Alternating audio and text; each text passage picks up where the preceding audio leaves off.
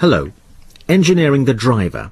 How the latest advances in neuroscience are gaining the edge in Formula One. A racetrack is not a game of chess where the playing field is pretty much constant. If you look at the people at the front end of the grid now, they don't just turn up and drive and have these great reactions. Those days are long, long gone. They will have rehearsed every opportunity, every possibility, dozens, if not hundreds of times from every angle. It's a new level now. Dr Kerry Spackman is a neuroscientist who, as a consultant to the McLaren team, has worked with Lewis Hamilton, helping to prepare him for this, his very first season in Formula One. I asked him about his research, which shows that in Formula One some cars are faster than others, but that the driver is absolutely key. The driver not only drives the car, but he also provides critical feedback to the race engineers and the developers to design the car. And so you find that someone like Michael Schumacher seemed to bring the team with him, increase the performance of the team, the engineers, etc. But also, more importantly, he outperformed his teammates.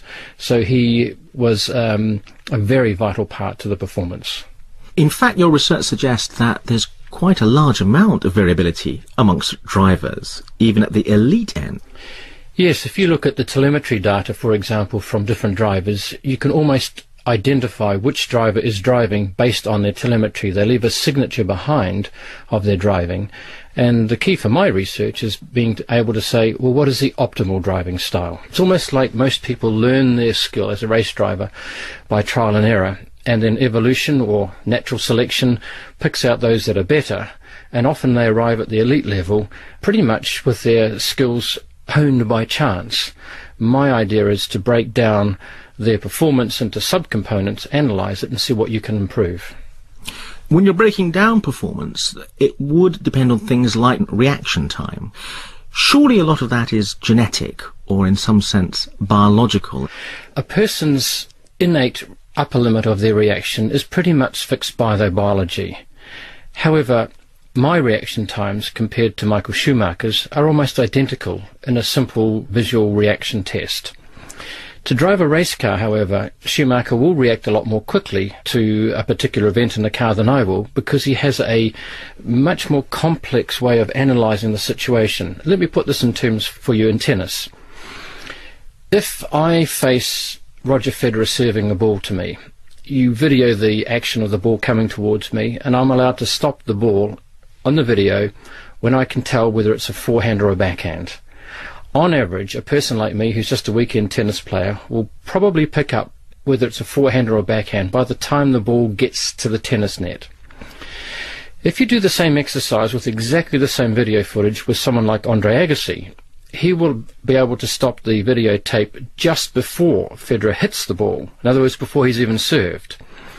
Now, this is because he's built up a great language and a great structure to analyse in much more detail all the things that are going on with Federer's wind-up, his arm position and so on, that I just simply don't see. Reaction is a very complicated process, not just limited by your physiology. You need to have in place structures that identify what's going on, and these structures need to be trained inside your brain, and that's the process. You've done an enormous amount of work analysing what a driver perceives in the cockpit and how that influences the way they drive. Your argument is that often what the driver thinks is going on isn't actually what's going on. Yes, you've brought up two interesting points here. First is the one of perceptual illusions. Our brains weren't designed to control high-speed racing cars. And what typically happens is the human brain takes many shortcuts in its way of perceiving the environment.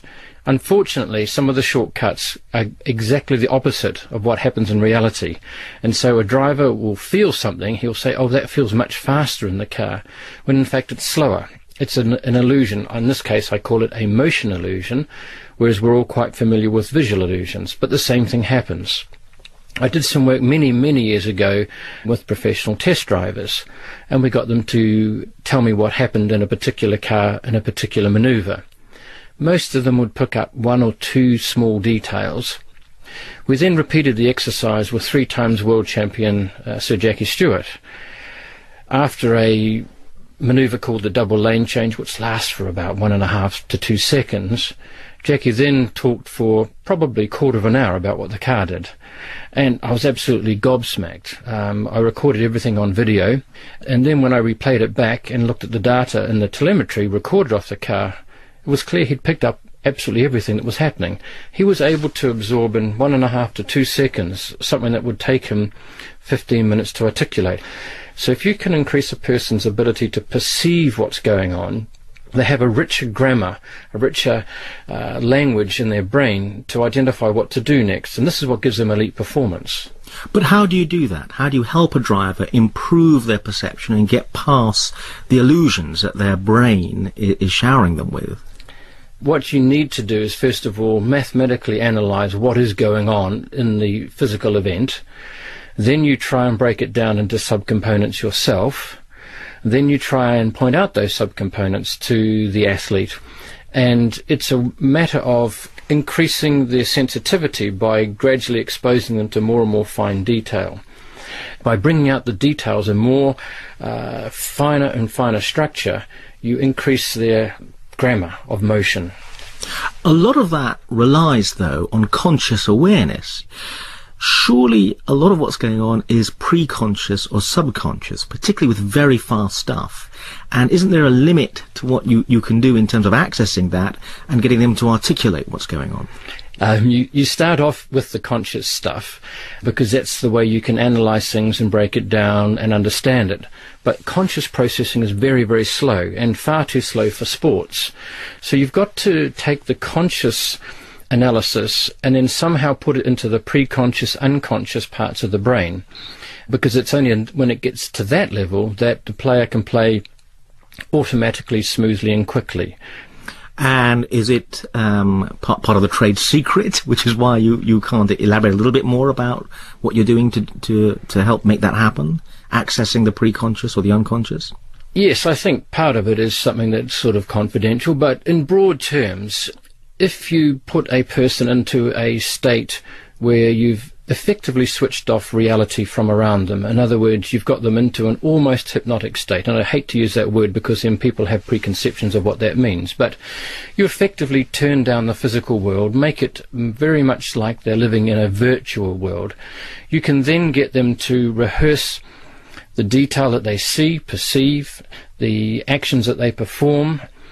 And if you do that, for example, in an fMRI scanner, you'll see that exactly the same parts of the brain light up piece by piece as if they were actually doing the task. If you get them to imagine that in this semi-virtual world where they don't actually move their arms, exactly the same parts of the brain light up. And because of this, you have a lot of advantages. You can rehearse it a number of times without any risk of injury. For example, in tennis this is important. You can slow it down. So this ability to take things from the real world to the virtual world, to analyze it, rehearse it, and then put it back into your unconscious in the correct fashion is a great advantage. But it is quite a tricky process to do. And it's not just a matter of sitting down and imagining hitting a tennis ball or driving a car. Dr Kerry Spackman